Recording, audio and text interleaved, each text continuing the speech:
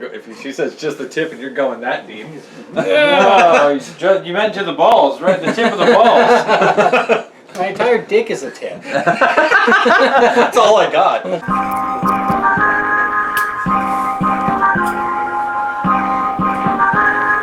Hello, welcome to this week's episode of The Rambling Knave. I'm Brandon. And I'm the man of La Mancha. And I'm Noah. This week on The Rambling Knave, we're going to start things off a little differently. We're starting off with Baltica. Straight from St. Petersburg. Yes, it is. Your television, computer, phone, whatever the hell you're watching this on, is not wrong. This is a plastic fucking bottle full of beer? I don't fucking know. Beer in a plastic bottle. We're going to try this out because we're curious. Yeah, and then we'll tell you what we're doing here today. Yeah, we're going to tell you if you should buy it. Yeah. You know, if you should. Right now, I know you're all sitting there going, but right now I'm bi-curious. Yeah. Well, we'll tell you if you should buy it or not. Alright. That smells like booze. Smells a little strong. Thought it was going to smell like communism. What? It says it has a slightly smoky and nutty golden color. Well, malt flavor. Alright. Alright, ready? Well, here we go.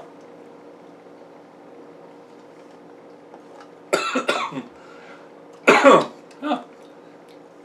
Got kind of a Colt 45 taste to it. Yep. I think this is Russian malt liquor. That's I was gonna say that's definitely just malt liquor. Yeah. This is this is Russian night train.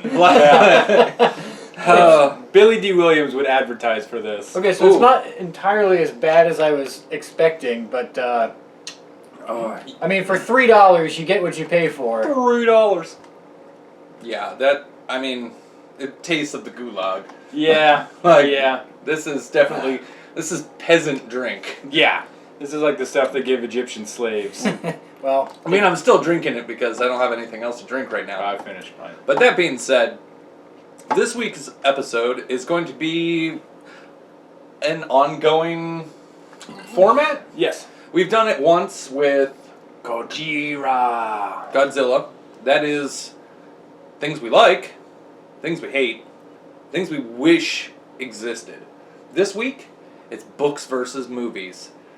Books turned into movies that we liked, books turned into movies that we didn't like, and dear God, please give us this book in a movie form. So without further ado, we're going to start with those that we don't like. And welcome back. Yeah. And that was totally a seamless transition. Total magic. Yeah. That's what that was. Movie magic. Movie magic. Speaking of magic, we're going to start with our least favorites. The ones that weren't magical. The ones that weren't magical. Although The Hobbit was supposed to be magical, but the movie it didn't do it for me. None of the characters ever felt like they were in danger. They added way too much. They took one book and put it into 3 movies, and it really shows that they tried to put too much into it. Legolas had literally no point in the movie at all. There's no reason for Legolas. It also shows that Peter Jackson was literally thrown into this with no prep time at all and just had to rush through it. And it turned out to be this giant mess of a movie. Just because you can throw money at something doesn't mean it's going to be a good movie. I feel like they really shit on the source material for the most part by adding too much. The love interest with the elf and the dwarf didn't work because the tensions between elves and dwarves in the world was never really touched on for that. And it all fell really, really flat. Yeah, it was garbage. Yeah, no, it All really 3, was hot garbage. Hot garbage. And to be fair, I've never even watched the 3rd one because the first 2 were just butt. Yeah, dumpster fire. Yeah, you really even think Smaug is a threat when they go through that wacky, crazy dwarves are gonna cover him in gold scene at the end. It's just just a mess. I haven't seen any of them. Yeah, well, you're not missing out. cool. Smaug is cool. Like with the first scene where he meets Bilbo, where he's talking to him, and it's Benedict Cumberbatch, and you're like, this is fucking sweet. And then wacky, stupid fun. It's just nope. Yep, garbage. All right, Noah. My pick, and maybe this is elemental of how bad it is, but I don't even have the DVD up here because I fucking hate this movie. I Am Legend. And I'm not talking about the adaptation with Vincent Price called The Last Man on Earth from, I think it was 1961. That one's actually good and sticks true to the book. I'm not talking about the Charlton Heston version from the 1970s called Omega Man, which is corny, but it's still kind of fun. I'm talking about the one from 2004, I think it was, starring the Fresh Prince himself, Will Smith. I fucking hate this movie because it took the entire point of the book and just did the exact opposite of that. At the end of the book, and I don't think this is a spoiler at this point because the book is like 60 years old and the movie's 15, but the end of the book, the last man on Earth is imprisoned and waiting to be executed by the race of vampires which has now taken over the world. The end of the movie is the complete opposite of that, where a group of humans have their fledgling sanctuary somewhere deep in New England with the cure for vampirism, and it's like, oh, happy times again. And it's like, that defeats the entire purpose of Robert Neville being legend. I also have a lot of issues with the dog in the movie is used deliberately and only for emotional manipulation. You shouldn't have to have the dog because it's one guy. It is a treatise on the solidarity of one man. It's not an action novel, but they made it an action movie. The vampires in the novel actually have some semblance of humanity left in them. The vampires in the movie are just slathering zombies. And the book actually goes in to explain some of the things about vampires that give it some kind of like credibility, like why they don't like crucifixes, or why they can't be out in sunlight, or why a steak will kill them. Yeah, they can't eat meat. Yeah. I can't. That's right. Yeah, no, you just said the steak will literally kill them. Yeah. Hey, I get that now. But yeah, basically, Slow on the uptake there, buddy. I'm just so blinded by rage because I'm talking about this movie right now that I can't pick up on any puns that I might accidentally make. So, like I said, there are some book to movie adaptations that are kind of and it's a little snobby to say, well, the book was better. But in this case, the book. Just my monocle. But in this case, when the movie takes everything about the book and ruins it, that's inexcusable. Okay. I vented, I feel better. And scene. Yeah. All right. And mine is a little different than theirs in that this movie is actually a good movie if you don't call it Ready Player One. Call it Ready Player 2. Yeah, you call it like Get Ready to Start. Not a bad fucking movie. It's not deep, but it's fun. It's a summer action flick, whatever. The book is a love letter to the 80s, and not just the 80s, but all things fucking nerd. It's D&D, it's Godzilla, it's Rush. I mean, fuck, those are three of the main topics on this goddamn show so far. There are major points in this goddamn movie. You have callback cards up there. Yeah, not a single one. Okay, Mechagodzilla was in the movie, but like beyond that, none of this shit was in the movie. They took all the shit that was in the movie, got rid of it. They literally got rid of the hero's journey in there. Any sense of danger, any sense of the fact that they might lose, any sense of the fact that someone might die, because guess what? In the book, one of the main fucking characters is murdered. In the movie, everybody's happy at the end. Everybody wins. Whee! No, that's not how it fucking ends in the book. Fuck that movie because it's called Ready Player One. And it's made by Spielberg. And I love Spielberg. He is the perfect person to make this movie. And like I said, he made a fun fucking movie.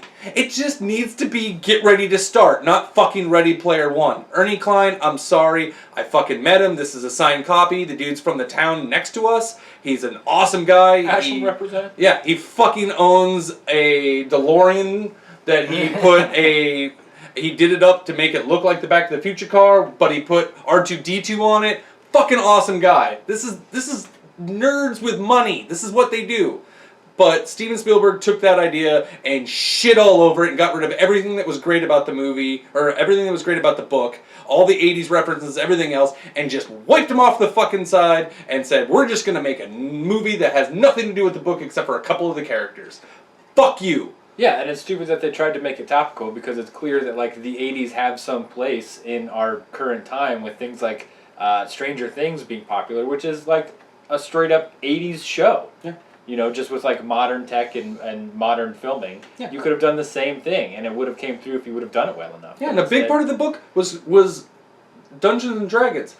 Fucking Critical Role just raised, what, $12 million to make a goddamn D&D cartoon? They could have done live action The Tomb of fucking Horrors. How badass would it have been to see a Sararak on big screen? Would have been fucking dope. Yeah, and Tomb of Horrors is like one of the quintessential Classic. dungeons to go through. I mean, they remade the Tomb of Horrors for 5e. Just fuck you. The movie sucks. Yeah, suck it, Hollywood. All right. Welcome back. Here's the next one. The books to movies that we actually fucking like. Not just like, we love them. We love Misha, them with a passion. what are yours? Well, going back to what you said about Spielberg Senor Spielberg. making Juan Spielberg. fabulous movies. Jurassic Park. Fuck yes, Jurassic Fuck yes. movie. And Jurassic movie. it was a great Jurassic Yeah. movie. One of my top 5 all time, easy. Yeah. Oh, love it. And, like, the book itself is alright, but to me it's just like a basic science fiction book. While the movie takes it and makes it like cinema. Like, it adds more meaning to it, it adds more depth to it. Not to mention the animatronics in the movie for the time, they still hold up, and the movie was made in '93. It's just ridiculous how much they had to put into the movie to make it as wonderful as they did. The characters are phenomenal, the dinosaurs are phenomenal, and two of my favorite points are that you actually feel how terrifying the Velociraptors, Deinonychus Velociraptors are. You get that sense that at any point in time... The raptor pens aren't out, are they? Yeah. At any point in time, you could just be eaten by a Velociraptor. And you're sitting safe in, like, your home, and you still think, like, there's a raptor lurking outside in your bushes. Oh, dude, I still have an irrational fear of velociraptors because of this movie. Well, I mean... That's not false. I've been on hikes with him before. Yeah. And, like, to be fair, a Velociraptor apocalypse is much more terrifying than a zombie apocalypse. Let's be honest. Also, one of the greatest things they did, and Michael Crichton wrote the screenplay for the movie, which gives it some credibility for why it might be better, because he could work out things that he didn't get to do in the book. Or just, like, the book was his rough draft, and he got to change, like, oh, that didn't work. Like, Yeah, this exactly. This is my final copy here. Yeah, and then it comes out, and it's wonderful. Well, before I get into that other point, Alan Grant's character arc, where he hates kids and then he likes kids by the end, is so well done, because it takes time, and you really get to feel why he changed, instead of just like modern movies where people are just like, oh, this is that point where I've got to be a different character, with no build-up to it. So that's really great. And then my favorite thing is what they did with Hammond, because in the book, Hammond dies. And in the movie, he has to live on to suffer out his consequences. Like, he has to live the rest of his life knowing that everything that happened in Jurassic Park was his fault. And I think that is a much more poetic punishment for a quote-unquote villain than just giving them the easy way out and letting them die. I also like how for the movie, they actually hired a paleontologist to come in and get some of the dinosaur stuff right. Like the scene in the kitchen where the raptor looks through the kitchen window and then breathes on it. The initial screenplay had the raptor flick its tongue like a snake, but since that's not accurate, they had their paleontologist consultant come in and go, no, they wouldn't do that, so you have to change that. Yeah, just the attention to detail. Also, I would be remiss if I did not mention Jeff Goldblum's chest. Is beautiful. I mean, that still is something that I would have in my bedroom. Maybe. Yeah. Wood or do? It gives him wood. Yeah. All right, Noah. I picked something a little less than obvious. A little. Well, you're all going with these big Hollywood blockbusters. I went with a book that you may not even know has a film adaptation. Nope. I picked Franz Kafka's The Trial. And if you're wondering, yes, it has a movie, and it was done by Orson Welles, and I believe it was 1955. Now, this was after Orson Welles couldn't get, like, the same kind of funding and work that he did after Citizen Kane, because the studio always expected that, and he was off on his experimental... He just kind of went crazy for a while. Now then, if you don't know the book is a character called Kay, wakes up one morning, and government officials are in his home, and they arrest him for no reason.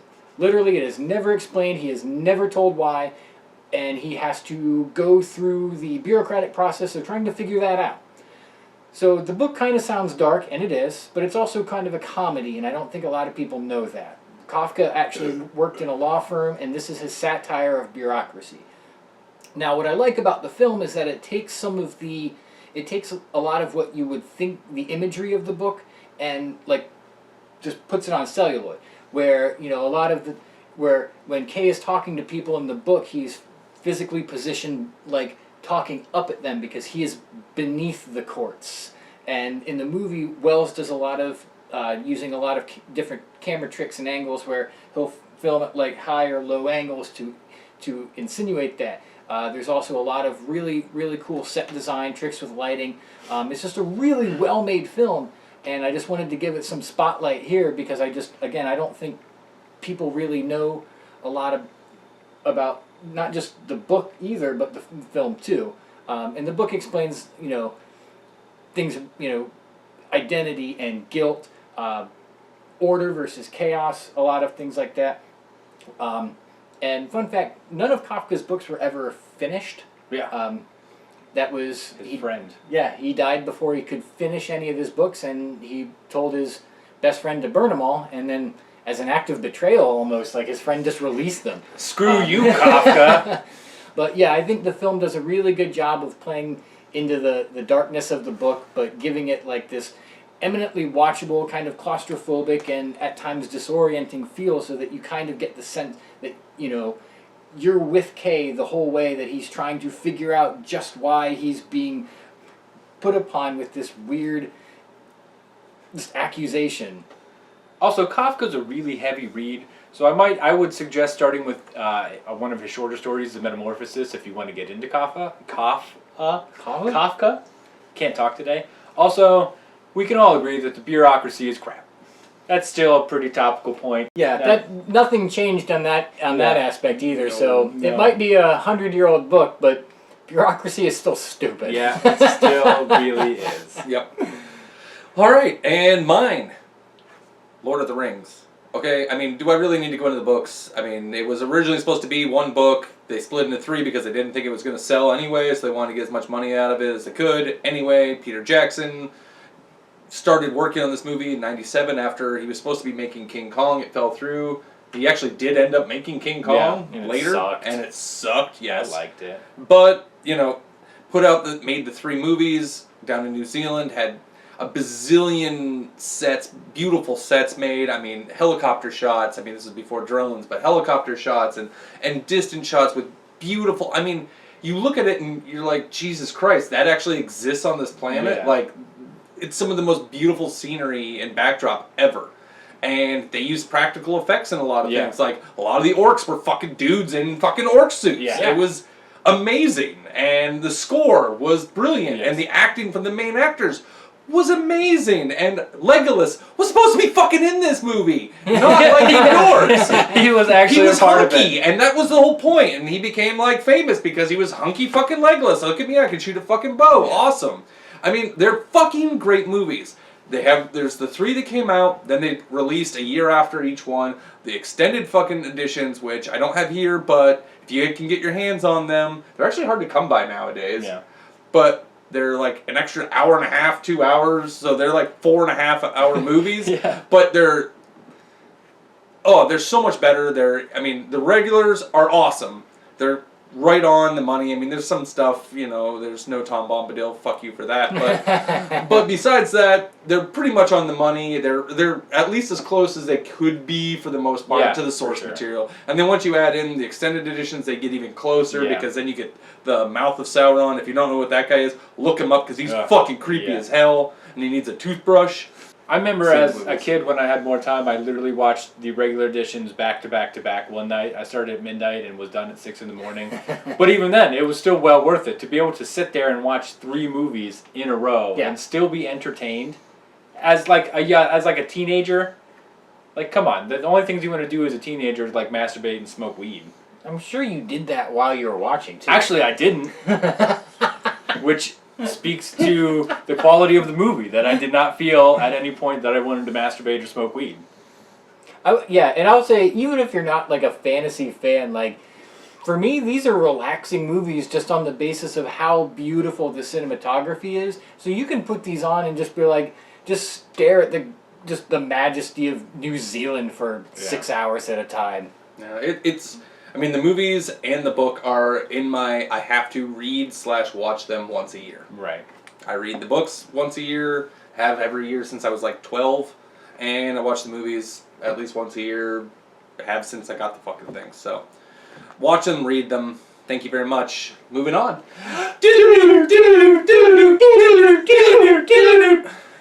Welcome back. Once more. Fucking seamless. Like, I can't even tell. Like, where did all these new books keep coming from? Whoa! Books! God! I wish we were better at the green screen. There'd just be tumbling books coming at us right now. All right. We'll get there. So, last but not least, books that we want to see as movies. Mish, what do you got? Well, originally I was going to go with Invisible Man by Ralph Ellison because it is a wonderful book written in the 50s about, I mean, so many things, but fundamentally about, like, black identity in the 50s. And it's so well written, and it's so dense, and it touches on so many topics.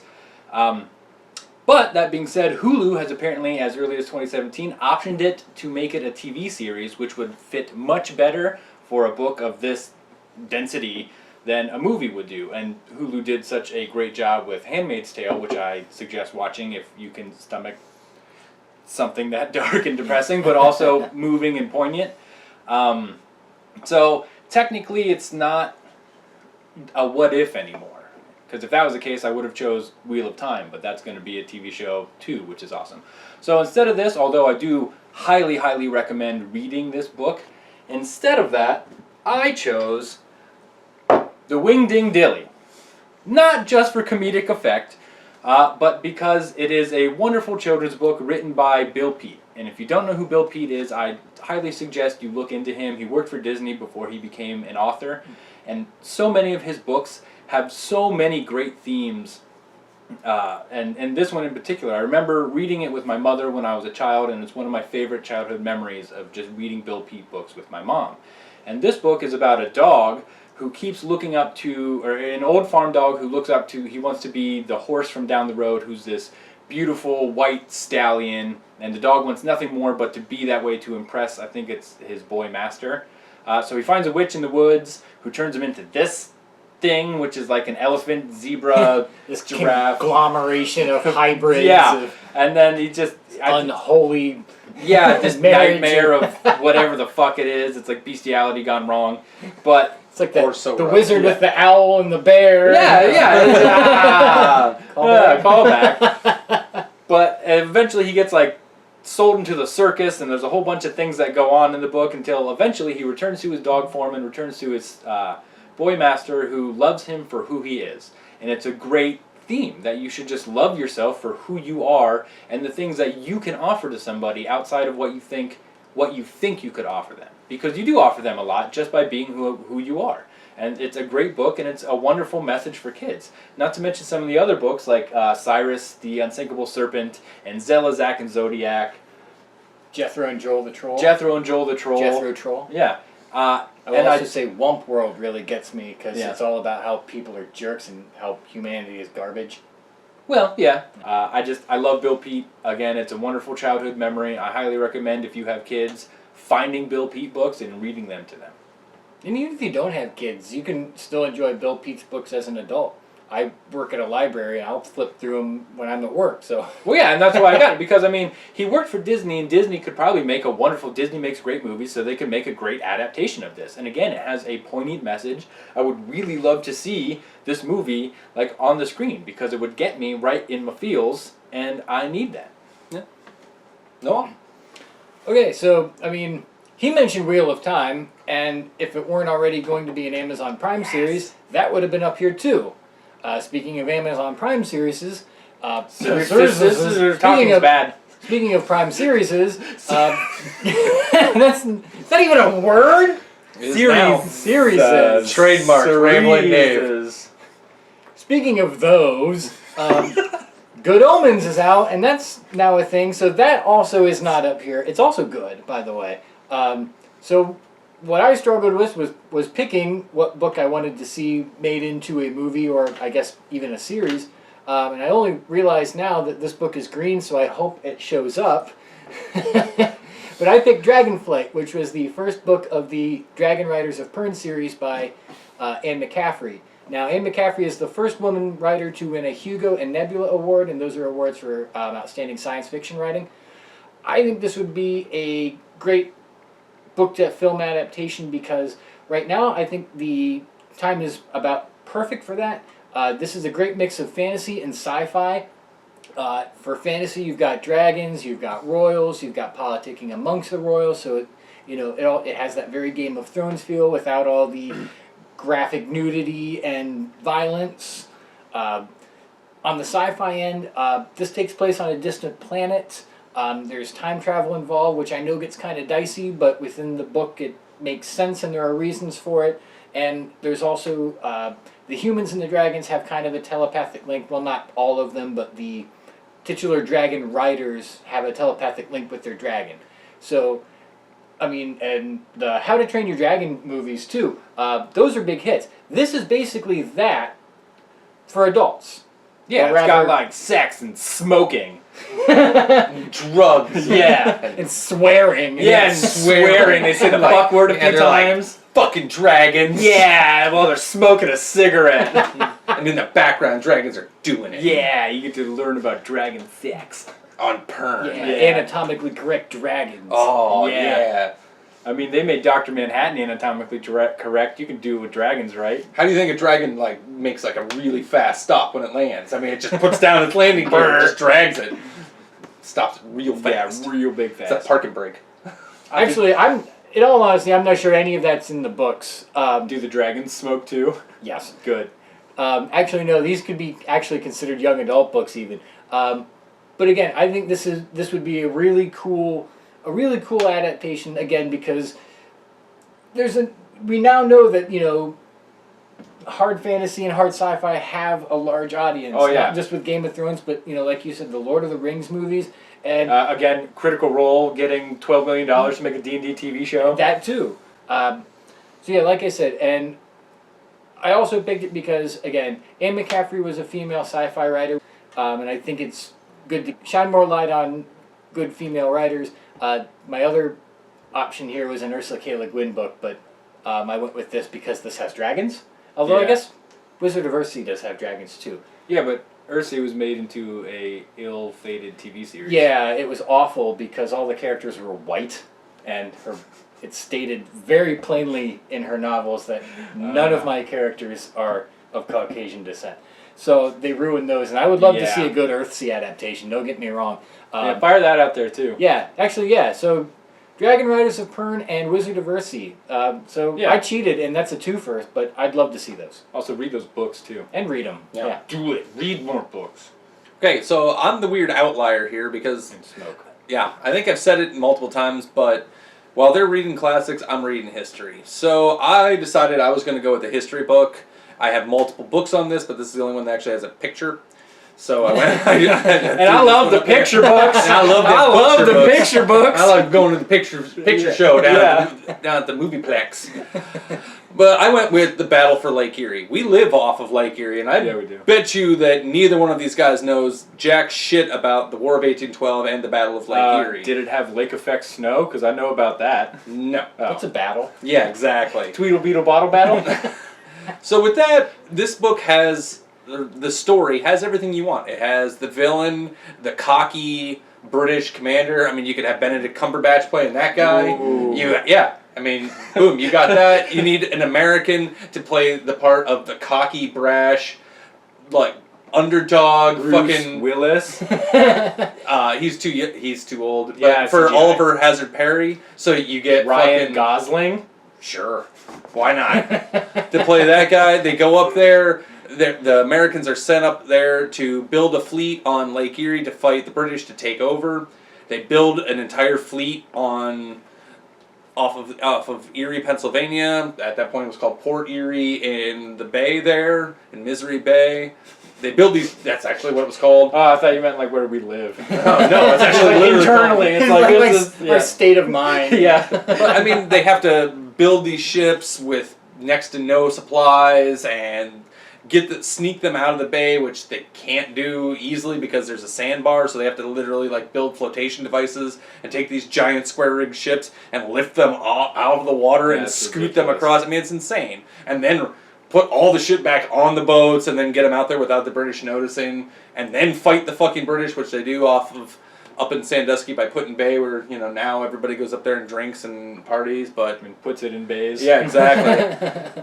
But I mean, it's a great story. That's where Don't Give Up the Ship comes from. There's awesome battle, ship to ship combat. There's ship to shore combat. There's all kinds of awesome shore-to-shore combat. Yeah, exactly. There's all kinds of fighting, but there's good story, and there's political infighting and everything else that you need for a good story. Everything you need for a good story is in this story, and there's next to nothing out there that has anything to do with War of 1812, and even less that's about the Battle of Lake Erie. So please look up the Battle of Lake Erie and read about it, because it's pretty fucking rad. And yeah.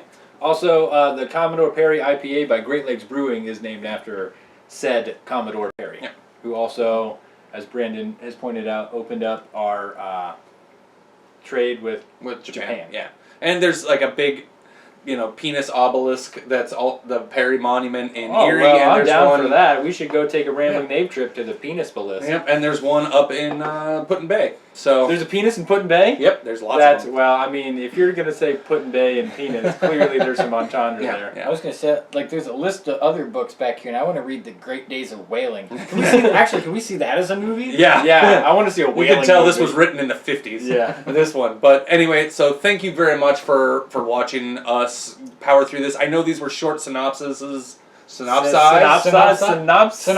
Series of synopsis. Yes.